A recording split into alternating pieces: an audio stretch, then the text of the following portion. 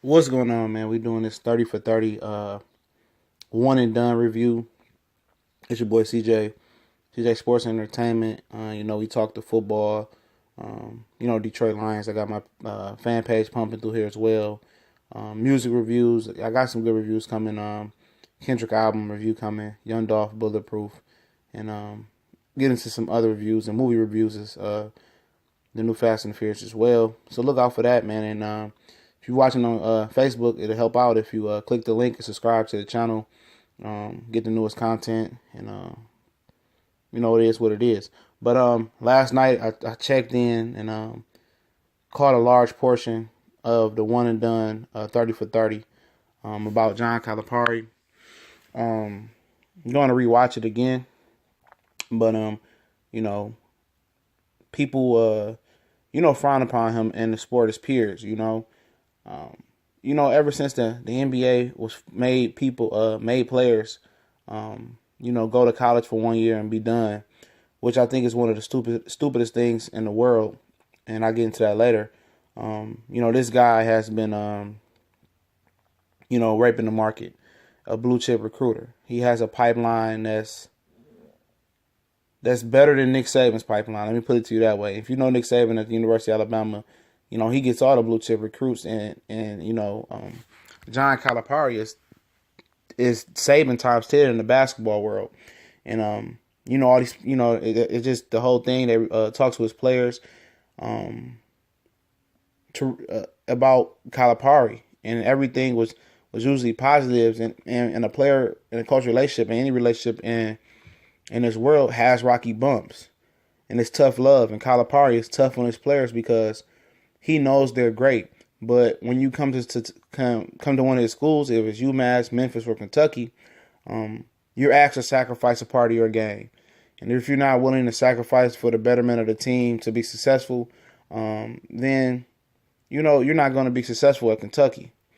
Basically, what they were saying, and if you can't play, you're not willing to compete and really be able to play and get on the floor, he can't hide you at Kentucky. That's another thing that he always says. He can't hide you. If you can't play, don't come here. If you're confident in your abilities, go ahead and come. And, he had 2 violations. I think one at UMass and one at Memphis for sure. And they got into that about the Derrick Rose thing. That Derrick Rose went to Detroit to take his SAT or ACT. I think it was the SAT. And, it never was validated. I guess it was always something fishy that they thought that he cheated on the test. So I think by the time they got to the Elite Eight or the Final Four, right before the championship game, they ruled Derrick Rose ineligible because they wanted him to come back and retake the SAT in the middle of the tournament. That sounds crazy as hell. And, John Calipari told him, don't worry about it. He'll handle it. No pressure on you. And they end up losing that national championship.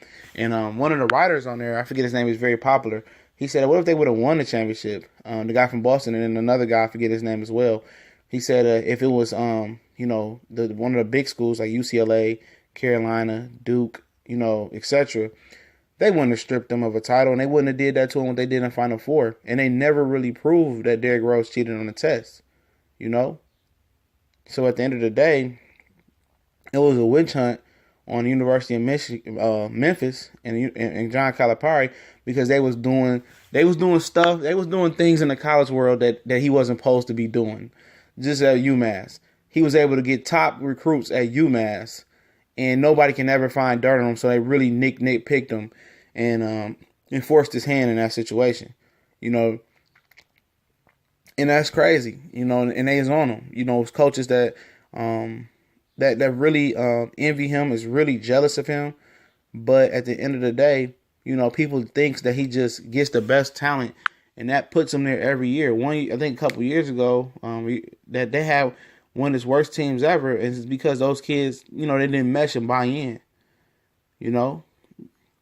And it's rocky. It's hard to get, that 6, 7, 8, blue chip, top 10, top 20, top 25 recruits to play well. It's as hard as having, non-talent at sometimes or minimum talent, because you have to get each one of those guys to sacrifice their game for the betterment of the team. And that's even a larger coaching, curve than a lot would think.